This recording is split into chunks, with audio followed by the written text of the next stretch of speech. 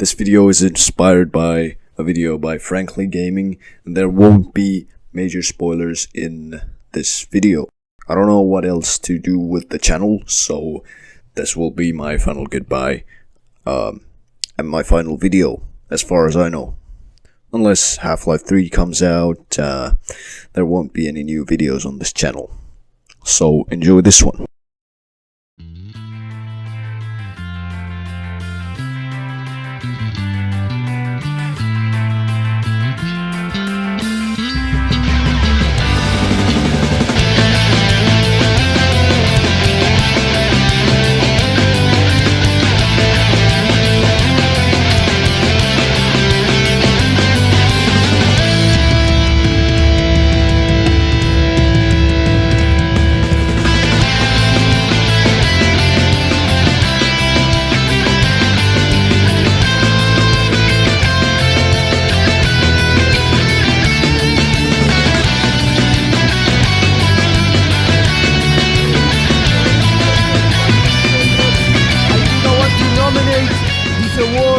To my Reformed Orthodox Rabbi Bill Clinton. Thank you, everybody. Just kill everyone. If you think of games that everyone should play, what comes to mind? Maybe something thought-provoking or life-changing. Maybe something so fun it's a must-play. Well, here I am, compiling my list of games that I think everyone, including you, should play before they die. Starting with Metal Gear Solid is a game about a traumatized super soldier going on a mission to face his twin brother. The game revolves around past trauma and genes. Snake can't get past killing his father and his mentor, Big Boss. Liquid Snake, Solid Snake's brother, is, on the other hand, a man tormented by his genes. The knowledge of being a clone of Big Boss had driven him mad. All these years of believing he had the inferior genes of the two clones led him to hate his brother and his father. Solid Snake defeating Liquid at the end of the game is a sign to the player that you are not just what your genes make you out to be, but the actions you take. Metal Gear Solid 2 is about forming an identity. It is not dependent on the genes, but the means. Also about the control of information flow in the current digital era, to influence people's views on things, and the ability to think for yourself is important. This is touched a second time in Raiden's story in Metal Gear Rising. The themes in these games are pretty relevant in the modern world, so I would suggest you play this before you don't have the chance to. Portal 2 is a game that has been polished to near perfection. Every person that I have heard played this game loved it. The graphics are simple but yet still so detailed. The puzzles make you think, but they aren't too hard. The atmosphere is nothing like previous Valve games, where the worlds felt sort of scary. I think this is what makes Portal 2 so approachable. The usual Valve detail on games, but with an added dose of comedy to lighten the mood. The main point to take home with you is the polished perfection of this title. This game is definitely an experience that everyone should play in their lifetimes.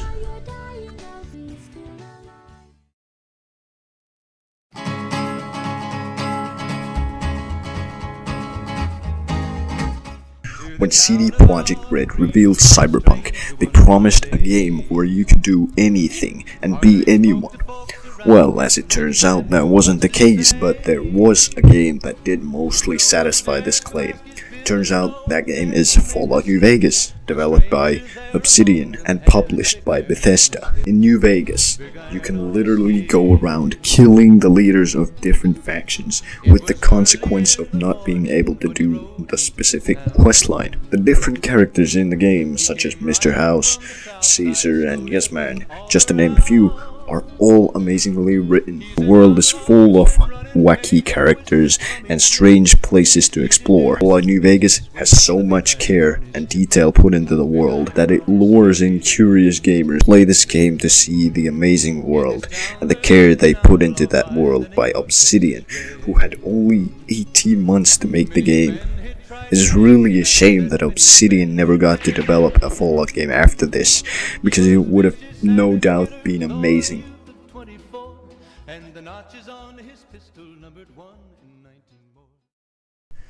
Cyberpunk 2077. There isn't really much that Frankly Gaming didn't say about this one, so off to the next one. I'm not a big fan of survival games. Sure, Minecraft goes, but that's because it's so simple and easy. But Subnautica it's art. Every location in the game, every PDA log, every crash site, it's all amazing. The thing that I love about this game the most though, is the different feelings it evokes. A sense of wonder as you climb out of the escape pod and realize you're stranded. A feeling of fear as you swim into the void, and a sense of hope when you are near the end game.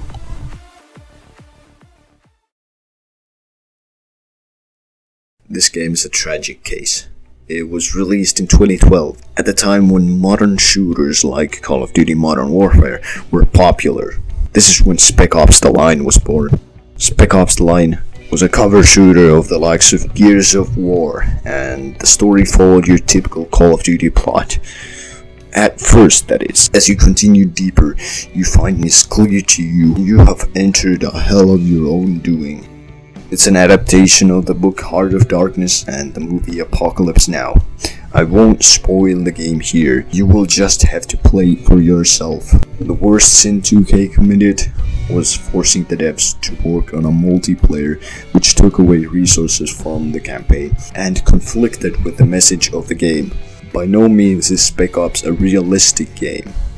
A quick story time here. I was once browsing the social media site Reddit, and I happened upon a post discussing games like Modern Warfare 2019. Now, I was quick to say that even though MW 2019 is realistic, it doesn't touch the horrors of war as games like Spec Ops: The Line do. Someone replied that Spec Ops: The Line had graphic scenes, but that in their opinion they were nothing like the reality of Modern Warfare 2019, where quick choices matter. But you have to make a distinction between realistic and something that is trying to make a point. Now sure, Spec Ops has its faults. Actually, it has a lot of them, like taking away player choice in some parts. But it is still far better at conveying a message than Modern Warfare 2019. You should definitely try Spec Ops: The Line.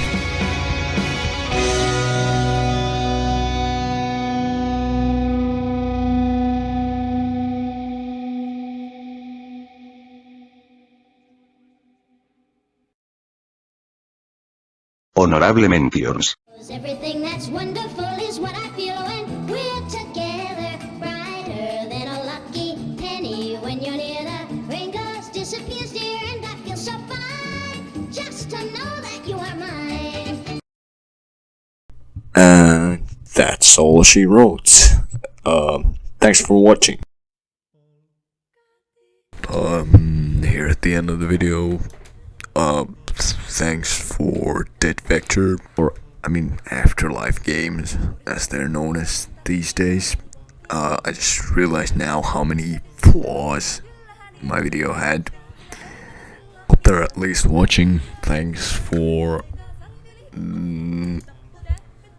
the Outer Haven Metal Gear Discord server. Thanks for Rock Metal Punk 96 whose flute version of Running in the 90s I used back in Takumi's American cousin tries to deliver hamburgers while some kids have a race. Thanks for watching, and I will see you when Half-Life 3 comes out.